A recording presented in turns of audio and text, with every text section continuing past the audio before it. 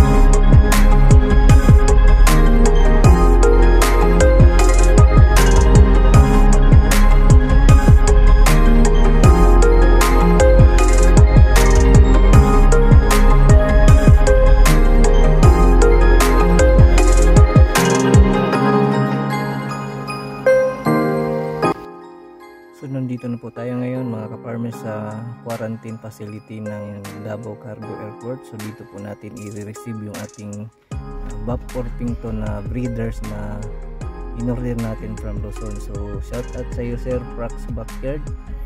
Salamat sa pag-share mo sa napaka-quality na Buff Orpington na breeders na po ito. So sa mga nag-aabang ito, i-update po namin kayo pagdating doon sa farm. Then once na makapag-breed na tayo, update ko kayo by posting po sa mga gustong mag-avail ng mga offspring po nito.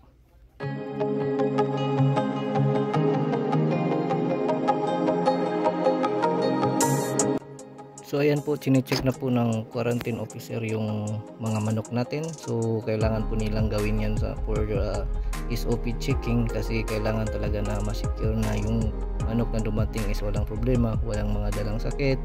Then kasama din po yung mga documents natin, yung mga travel permits nila. Isa din po yan sa chine-check nila. So from Davao City to Digos po, nasa mga 70 kilometers pa. So meron din po tayong travel permit na pino-provide yung shipper na kailangan natin para sa ating biyahe, na talagang hindi tayo magka-problema pagdating po sa ating mga farm.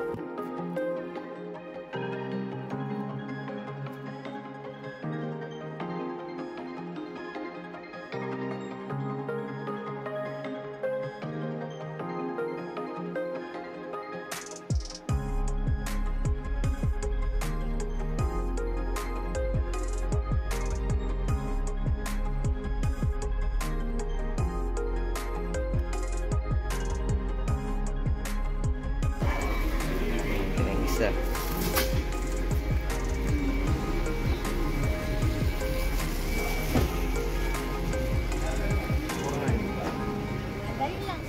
Sige ma'am. Sige po.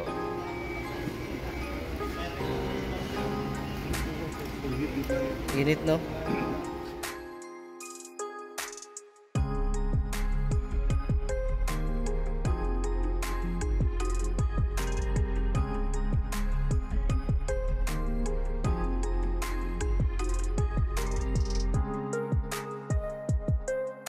So ayan po mga ka-farmers, natapos na po tayo sa pag-pick up sa ating materialis na in-order from Luzon, yung Buff Orpington natin. So ngayon, pauwi na po tayo ng Digos City, diretso na po tayo sa ating farm.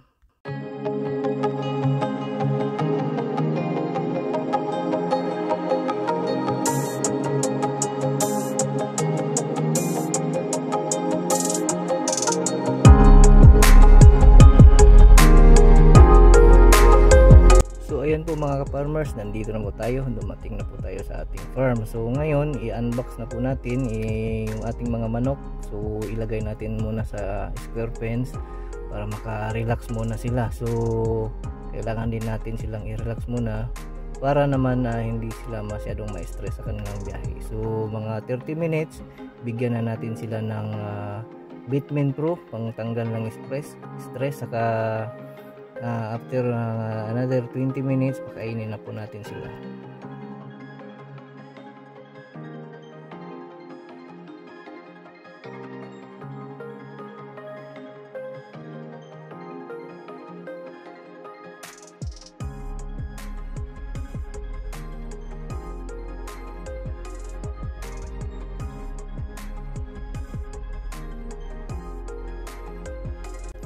So ayan na po mga ka-farmer, so talagang napaka quality po ng ating Buff Orpington. So shoot type po ito, 7 months old. Kung makikita nyo, napakabilog po, napakalaki po talaga kung makita nyo po ito sa personal. So ito na po yung magiging base ng ating mga Buff Orpington line dito sa ating farm.